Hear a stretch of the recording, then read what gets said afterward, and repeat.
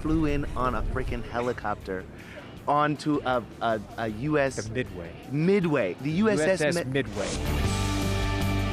Without question, Top Gun Maverick was the biggest blockbuster of summer 2022, and no one was happier about it than Mr. Tom Cruise. It really harkens back to old school movie-making magic. 36 years after the classic hit screens, Top Gun Maverick rocketed to nearly $1.5 billion at the global box office and thrilled a new generation, as Rotten Tomatoes awards editor Jacqueline Coley explains. Dads who saw it in the theater with their dads to now repeat the activity again with their kids. The TikTok kids got on the Top Gun trend as well.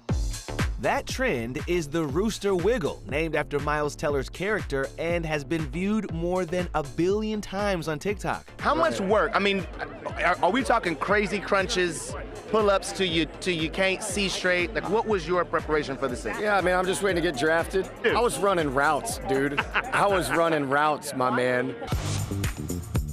Did you ever have a no dating policy back in the day, years and years ago, before you were in a relationship? To not date each other? Yes. I don't think we needed to state it.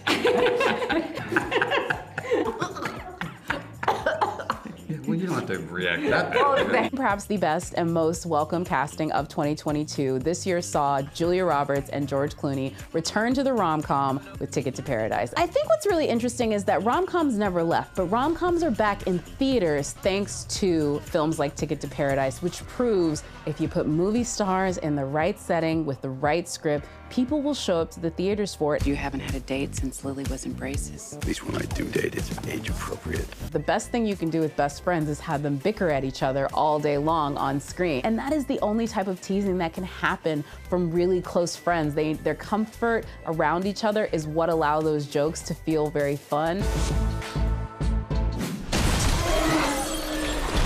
And in 2022, the Jurassic World franchise finally came to a close with Jurassic World Dominion, which dominated at the box office. And that is due in part to the epic stunts that were shot around the globe, like Malta, where I met up with star Bryce Dallas Howard. We are having a blast. I'd say so. It's a pun. Here it Get comes. ready. Literally. And though the cast said goodbye to this Jurassic chapter with the most recent movie, Jacqueline says it might not be the last. This world is always going to continue to have stories because, like any good movie, they left the door open for more stories to be told. I was incredibly meticulous. Like, you have to study like crazy and watch what his fingers are doing, his eyes are doing, his head's doing. 2022 actually saw a plethora of musicals and biopics, but none stood out more than Blonde and Elvis. Austin Butler's transformation into Elvis Presley was remarkable. I don't take no orders. He's actually a very credible threat for Best Actor, and I think it's still his to lose. Meanwhile, Ana de Armas is getting Oscar buzz for her portrayal of Marilyn Monroe in the dramatized biopic of the starlet's life, Blonde. The production design, the costuming, and especially the makeup, those were all things that even the most harshest critic of the film praised.